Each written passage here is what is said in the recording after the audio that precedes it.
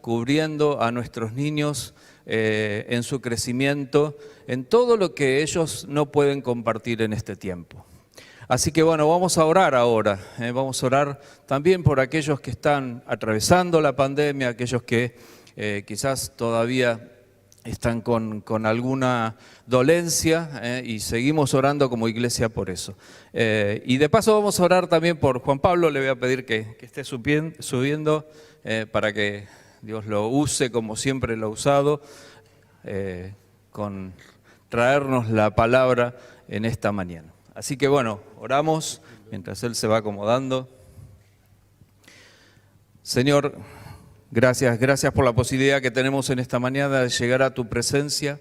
Queremos seguir rogándote, sobre todo, Señor, primero reconociéndote como nuestro Dios, aquel supremo que nos ama profundamente y que ha dado lo más preciado a Jesucristo, que se ha dado también por nosotros. Así que, Señor, seguinos ayudando a darnos también en cada situación, que nuestro corazón se conmueva en todas las cosas que hay alrededor y no mirar tanto por nosotros, sino mirar por la necesidad de los otros.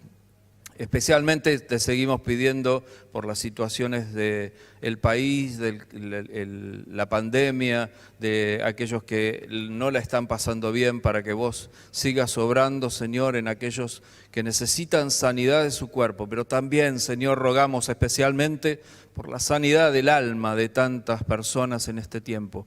Que tu iglesia se levante, que tu iglesia proclame tu nombre, porque más allá del problema de la pandemia hay un problema mucho más grande, que es la salvación de la raza humana. Así que, Señor, queremos orar también en ese sentido para que nos movilices, nos potencies para seguir llevando tu nombre adelante.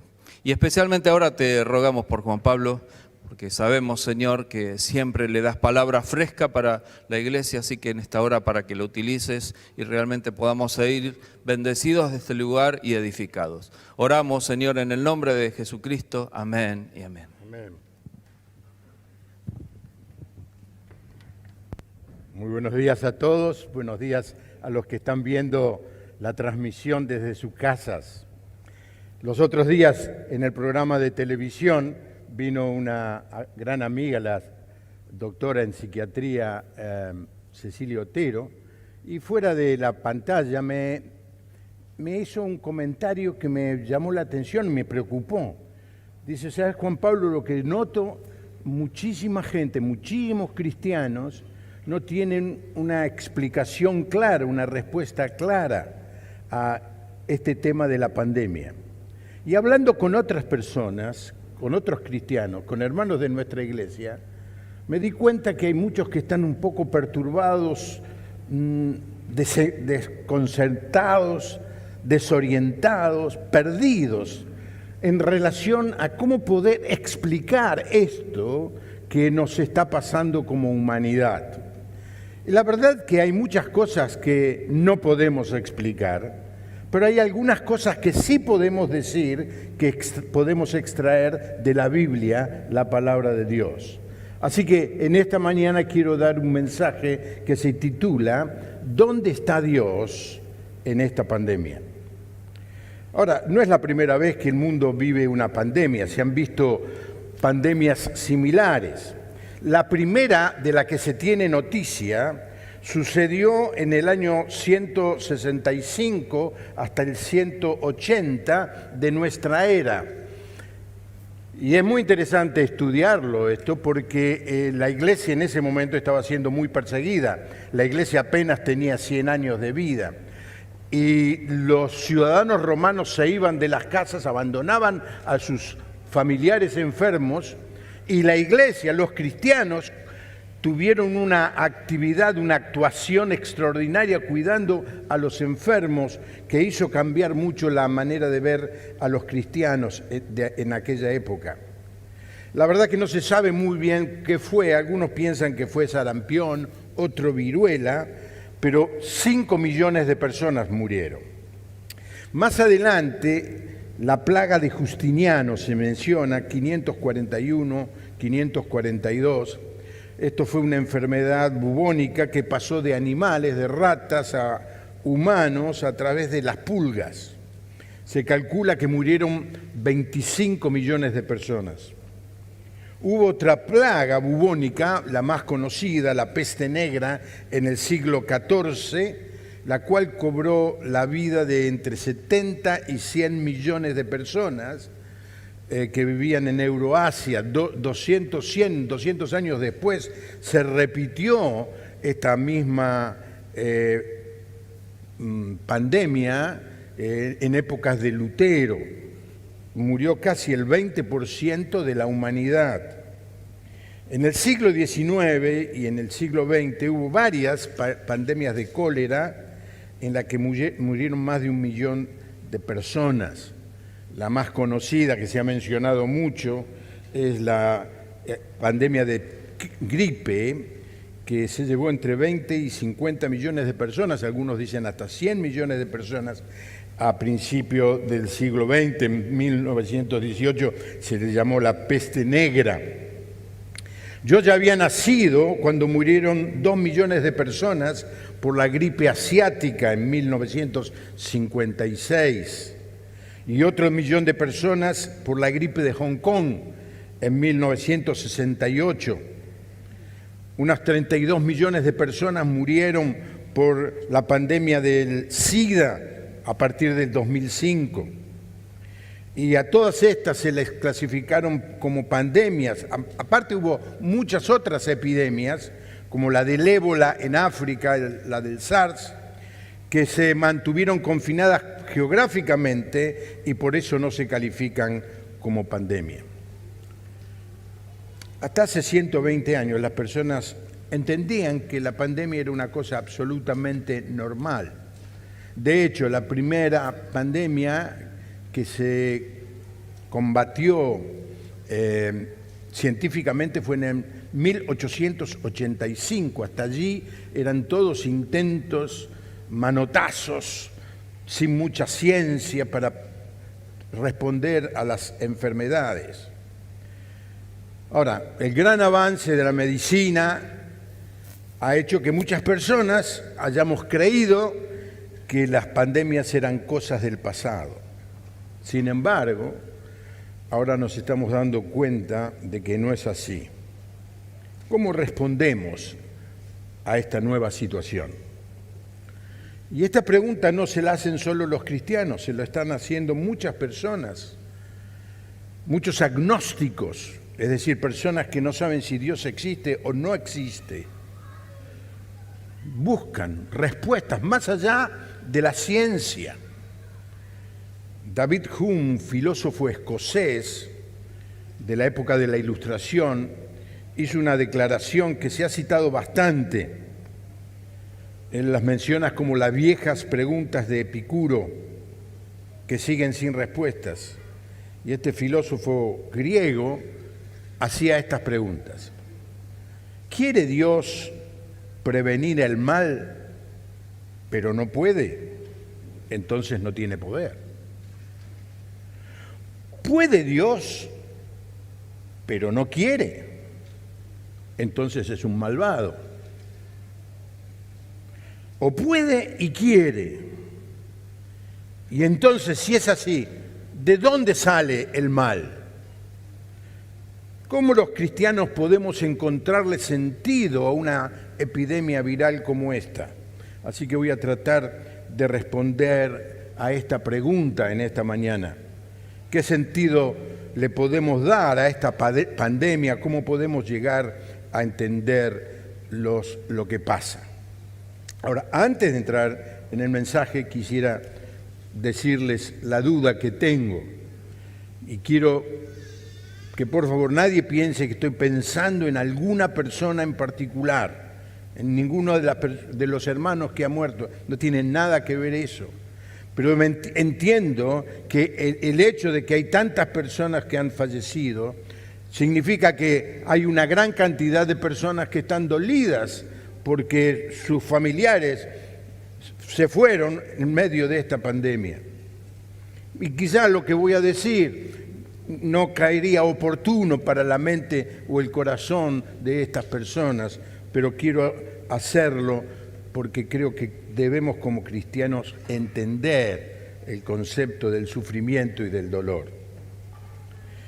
El sufrimiento y el dolor provienen mayormente de dos raíces. Lo que se llama el mal natural. En primer lugar, es el resultado de desastres naturales, enfermedades por las cuales los humanos no somos responsables de manera directa, de cuestiones como los terremotos, los tsunamis, el cáncer o el coronavirus. Así que el dolor proviene de una raíz que es lo que se llama el mal natural. Pero también proviene de lo que se llama el mal moral, que es el resultado, el dolor viene como resultado de que los hombres y mujeres son responsables de manera directa en acciones de odio, de abuso, de terror, de violencia, de asesinato. A esto se le llama el mal moral. Por ejemplo, le doy dos ejemplos. El terremoto, yo no había nacido, el 5 de enero de 1944, el terremoto más grande que hubo en la Argentina, que hubo en la provincia de San Juan, en un instante, 30 segundos, 20.000 personas murieron. El otro ejemplo, el atentado a la AMIA, el 18 de julio de 1994, 85 víctimas, ese ya fue un mal moral, fue el resultado de la acción del hombre. Y así podríamos mencionar muchos ejemplos, pero quiero que miremos en este caso un ejemplo histórico, comprobable, empírico. El domingo 26 de diciembre de 2004, más de 200.000 personas murieron por un tsunami en el Océano Índico, incluidas iglesias enteras reunidas para adorar en el Día del Señor. Y ese es un hecho histórico. Willy y Marilina, mi hija, estaban del otro lado de la isla de Indonesia. Cuando vimos las noticias nos asustamos, pero no llegó a la isla de Borneo. Este tipo de cosas han sucedido todo el tiempo. Ahora, miren el pasaje bíblico. Cuando el Señor Jesús está ahí en el bote, en el barco, y los discípulos lo levantan, ¿no ves que nos vamos a morir? Esta tormenta, este viento, va a dar vuelta a estos botecitos en los que estamos subidos. Y dice que el Señor se paró y le dijo al viento que se calme. Y los discípulos, Marcos 4:41 dice, todos le obedecen, incluidos el viento y el mar, le obedecen a Jesús. Y esto lo puede el Señor seguir haciendo. Él tiene todo el poder, Él tiene todo el dominio sobre la naturaleza, sobre la historia, sobre los hombres, sobre la humanidad. Dice Hebreos 13:8, Jesucristo es el mismo ayer, hoy y por los siglos. Así que pongamos estos dos hechos juntos, el histórico, el tsunami de Indonesia, y la verdad bíblica de que Dios puede hacer cualquier cosa. Y entonces decimos, Jesús podía haber detenido ese desastre natural en el año 2004 y no lo hizo. Pero ya que siempre hace lo que es sabio, correcto, justo y bueno, lo único que nos queda entonces es aceptar que Él tenía propósitos sabios y buenos en ese desastre mortal. Yo diría lo mismo pasa con este tema del coronavirus. Jesús tiene todo el conocimiento previo y toda la autoridad sobre las fuerzas naturales y sobrenaturales en este mundo. Él sabe exactamente dónde comenzó el virus y cómo va a continuar. Él tiene el poder para controlarlo o dejarlo que siga. Y eso es lo que está sucediendo. Ni el pecado, ni Satanás, ni la enfermedad, ni nada en el cielo y en la tierra es más fuerte que el Señor Jesús. ¿Cuántos dicen amén a eso? El Señor nunca fue arrinconado ante el ataque de un enemigo.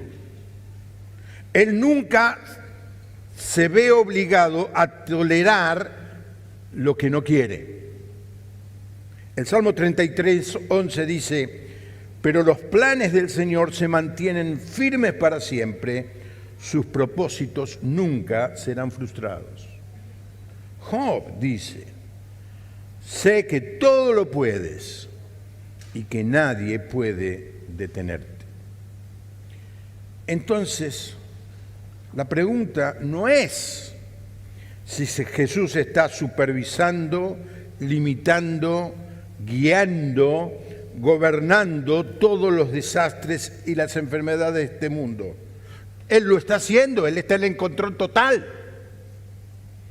La pregunta es, mirando la palabra de Dios, ¿y cómo lo podemos entender esto? ¿Cómo le podemos dar sentido a esta situación? Así que quiero hablar de 4 realidades que podemos extraer de la palabra de Dios para enfrentar este tema del dolor, de la prueba. En primer lugar,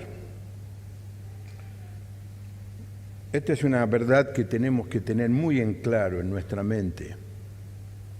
Cuando el pecado entró en el mundo a través de Adán y Eva,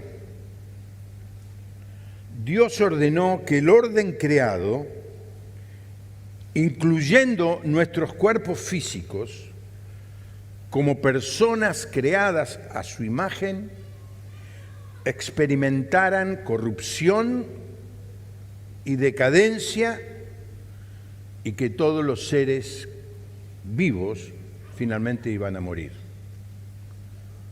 Lo de la decadencia no hace falta que demos mucha explicación. Es así, Dios lo dijo. El hombre pecó, las consecuencias son estas. El hombre que pecare, ese morirá. Y el hecho de que los cristianos podemos confesar, celebrar y proclamar que somos salvos por la gracia de Dios, sin embargo, no escapamos de esa corrupción física y de la muerte. Hay un texto muy interesante en Romanos capítulo 8, versículo 22, que dice así: nosotros sabemos que este mundo se queja y sufre de dolor como cuando una mujer embarazada está a punto de dar a luz. El apóstol Pablo está tratando de explicar algo que para él era muy claro, era cómo toda la creación gime, esa es la palabra, porque está esperando que esta situación de desorden, de muerte, de decadencia, de corrupción, se termine. Ahora, la creación gime.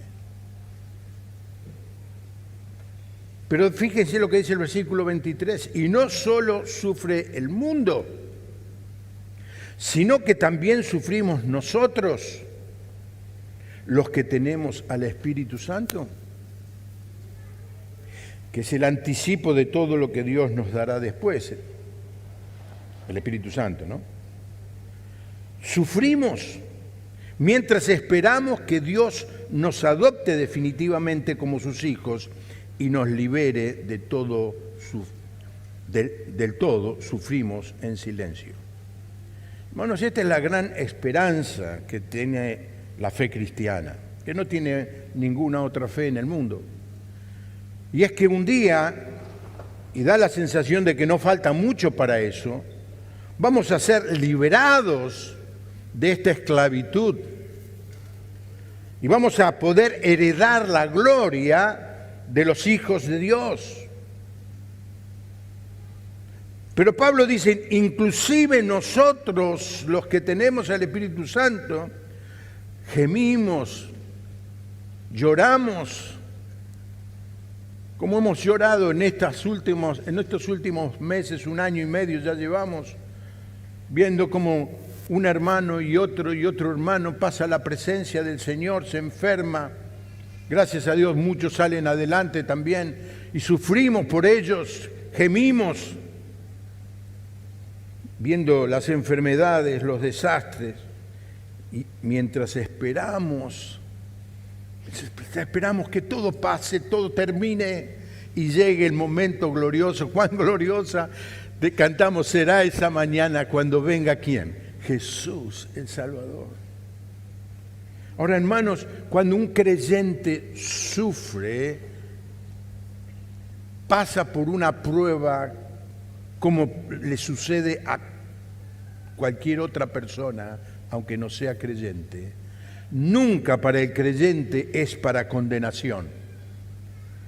Porque Romanos 8:1 arrancó diciendo, así pues ya no hay ninguna condenación para los que están unidos a Cristo Jesús. Así que, hermano, si alguien falleció, si alguien se murió, no es porque Dios lo condenó, es simplemente forma parte de esta realidad que nos toca vivir, de una raza caída, resultado del pecado que hemos vivido, que vivimos y del cual solamente nos vamos a liberar cuando el Señor Jesucristo venga.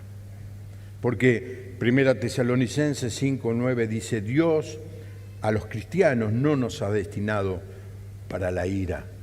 Morimos de enfermedad como todos los demás hombres, no necesariamente debido a un pecado en particular, sino debido a que somos una raza caída.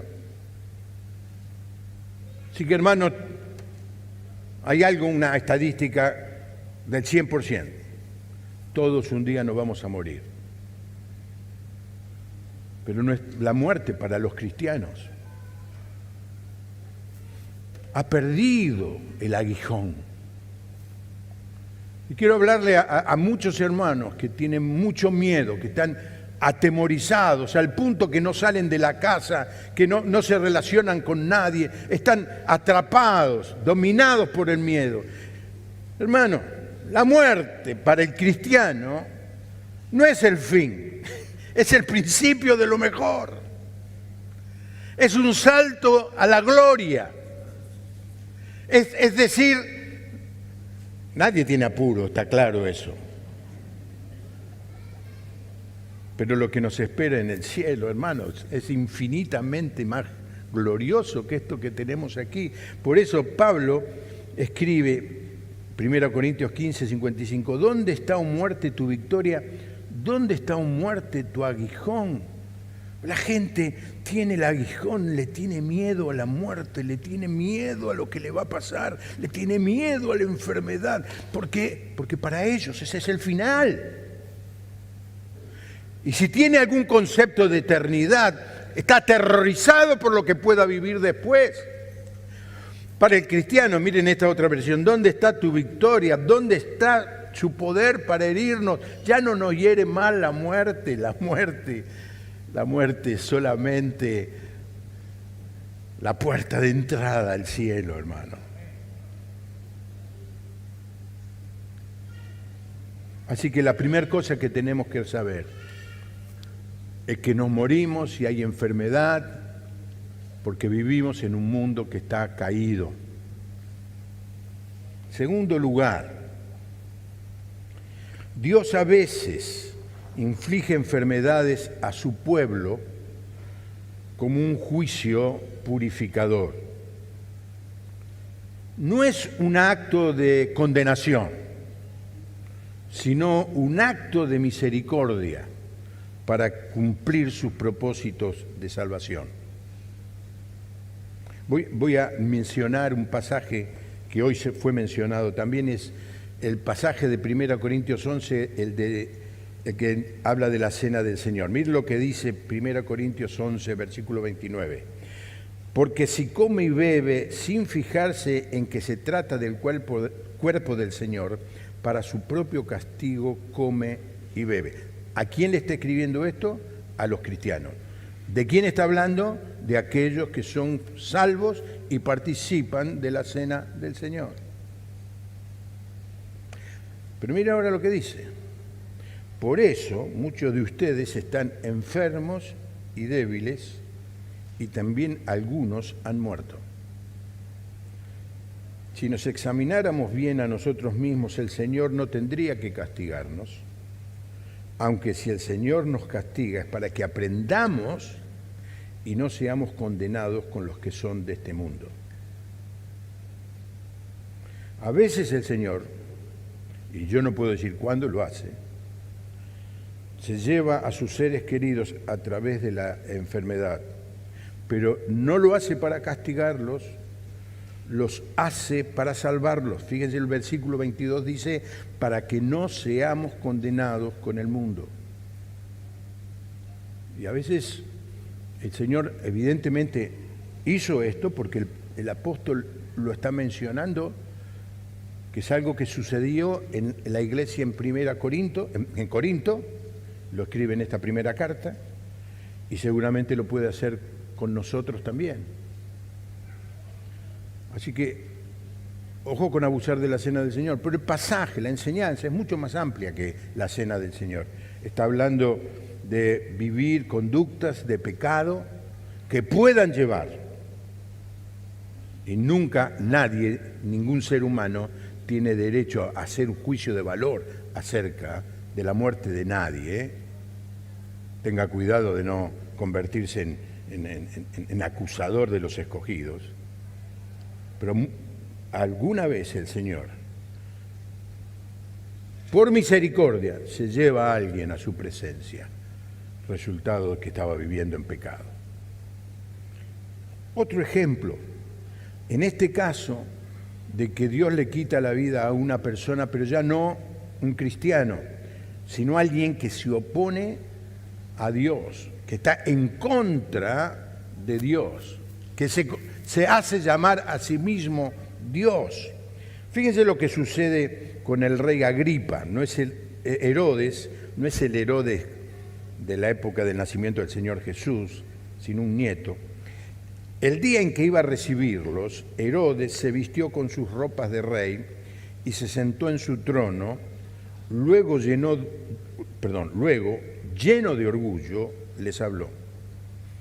Entonces la gente empezó a gritar: Herodes Agripa, tú no hablas como un hombre, sino como un Dios.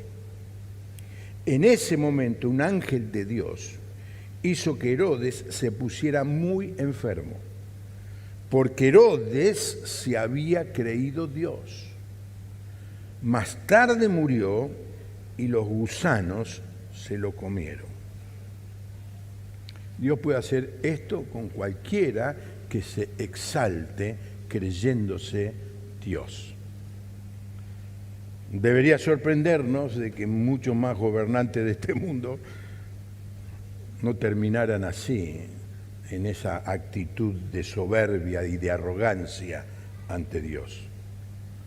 Así que Dios puede también utilizar, en este caso para condenación, a cualquiera que se enfrenta y que se hace llamar Dios, que se cree Dios, y repetir lo mismo que hizo con Herodes Agripa.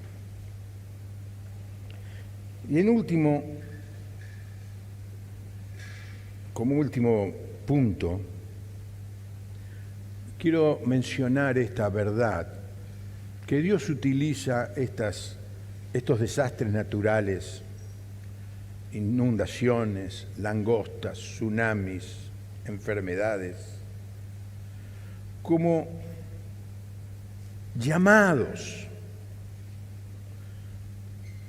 expresiones de la misericordia de Dios, sacudir a la humanidad, confrontarla a su pequeñez, a su debilidad, hacerle un llamado al arrepentimiento. Y hermanos, esto es algo que Dios está utilizando en el día de hoy, trayendo intranquilidad, inseguridad, zozobra en el corazón de muchas personas que empiezan como nunca a buscar a Dios. Porque alguien tiene que explicar esto y no hay otra manera que explicarlo a través del Señor. Se le presentaron un grupo de personas al Señor Jesús y le trajeron dos ejemplos, uno de mal moral y otro de mal natural. Y a ver qué decía el Señor. Entonces le dicen, mirá este desastre natural, posiblemente un terremoto, mirá este desastre moral, estos asesinatos. ¿Cuál es tu opinión, Jesús? Lucas 13, del 1 al 5. En ese momento estaban allí algunos que le contaron a Jesús el caso de los galileos cuya sangre Pilato había mezclado con los sacrificios que ellos ofrecían. Pilato entró a la zona del templo y mató a un montón de gente allí que estaba en el templo adorando al Señor.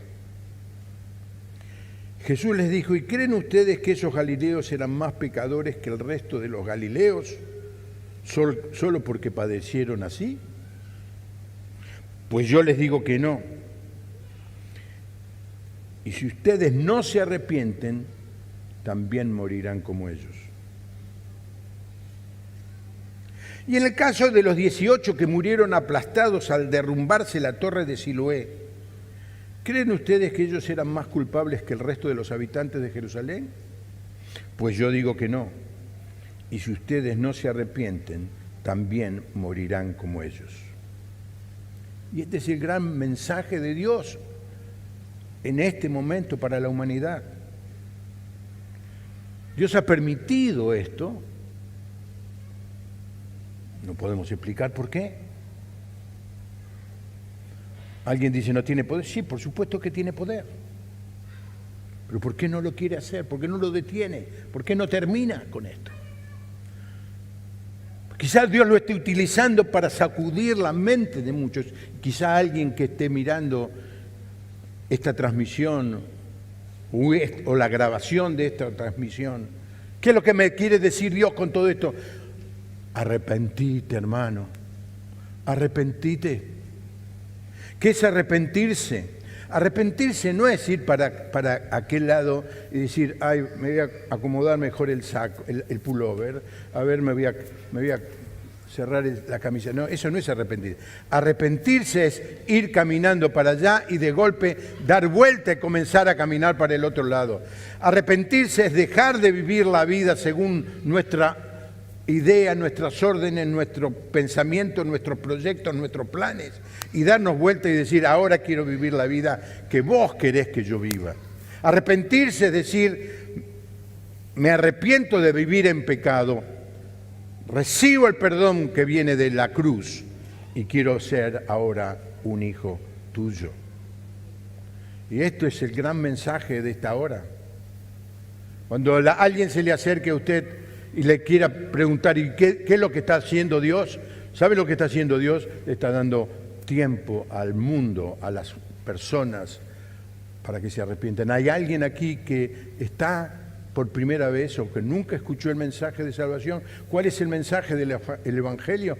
Arrepiéntase, cambie, vuelva al Señor, busque al Señor. Este tiempo es un tiempo de oportunidad para que miles y millones de personas se arrepientan y vuelvan al Señor. ¿Cuántos dicen amén a eso? Ahora hay algunas cosas que tenemos que reconocer. Número uno, somos muy pequeños. Comparados con Dios, somos nada. A ver, ni nos podemos comparar.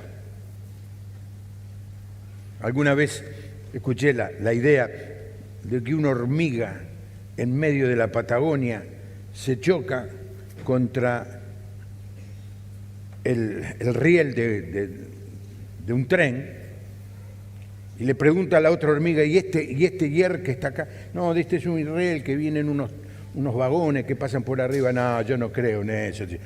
Si no viene el presidente de la compañía de ferrocarril a explicármelo, yo no lo voy a creer. Somos así de diferentes entre nuestra pequeñez y la grandeza de Dios. Deuteronomio 29 dice, el Señor nuestro Dios tiene secretos que nadie conoce. No se nos pedirá cuenta de ellos. Sin embargo, nosotros y nuestros hijos somos responsables por siempre de todo lo que se nos ha revelado, a fin de que obedezcamos todas las condiciones de estas instrucciones. Mira, hermano, hay un montón de cosas que no sabemos. Mark Twain dijo una vez, famoso autor americano, no me preocupa tanto lo que no entiendo de la Biblia, me preocupo de lo que sí entiendo. No puedo entender la mente de Dios, hay mucho de lo de Dios que no se me ha revelado, no se nos ha revelado. Lo que sí puedo dar fe es que hay muchas cosas que entiendo y las que tengo que obedecer. Y quizá el pasaje que más exalta la grandeza de la mente de Dios es Romanos 11, 33 al 36, y con esto termino. Qué grande es la riqueza, la sabiduría y el conocimiento de Dios. Es realmente imposible para nosotros entender sus decisiones y sus caminos. Y entonces cita dos pasajes del Antiguo Testamento, pues ¿quién puede conocer los pensamientos del Señor? ¿Quién sabe lo suficiente como para aconsejarlo? Pasaje de Isaías 40. ¿Y quién le ha entregado tanto para que él tenga que devolvérselo? Pasaje de Job 41. Y termina así, pues todas las cosas provienen de él, existen por su poder y son para su gloria. ¿Pueden leer conmigo el final de este versículo? A él sea toda la gloria por siempre. Amén. Padre, estamos abrumados, sorprendidos por esta realidad que nos toca vivir como humanidad. Reconocemos, Señor, que es resultado del pecado que entró en Adán y Eva, del pecado que hay en cada uno de nosotros.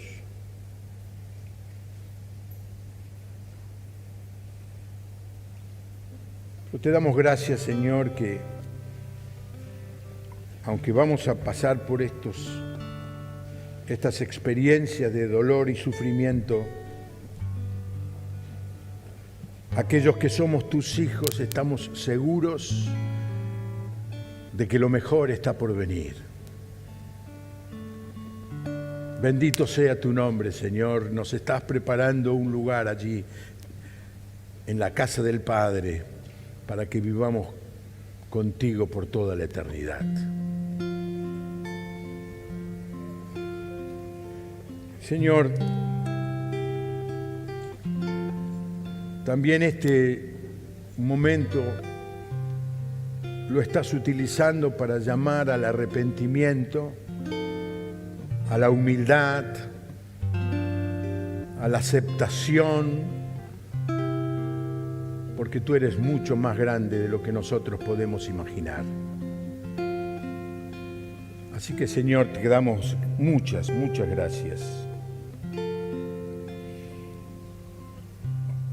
Porque nuestra vida no está sujeta al azar, a los accidentes, a las circunstancias. Nuestra vida está en tus manos. Y tú dices en tu palabra que nada nos podrá quitar ese lugar de privilegio. Bendito sea tu nombre. Alienta, Señor, nuestros corazones con esta enseñanza de tu palabra, para que podamos vivir confiados en que estás en el control y caminar nuestra vida dándote toda la gloria a ti. En el nombre del Señor Jesús. Amén, amén, amén. Me gustaría cantar este: al Señor Jesús lo debemos, porque tanto le debemos lo que somos y tenemos, solo es nuestro en Él. Es Jesús, su nombre amado, a su pueblo Él ha salvado. Es el triunfo, es el triunfo asegurado por su gran poder. Oh, confiad. Cualquiera que todavía no le haya entregado su vida a Cristo, entregale, confía en el Señor. No sé, soy un fuerte amigo y hasta el fin sé. Y nos ponemos de pie para cantar la última estrofa. Cumplirás nuestro anhelo en el día en que sí. ¿Qué va a pasar? Le veremos en el cielo al Señor Jesús.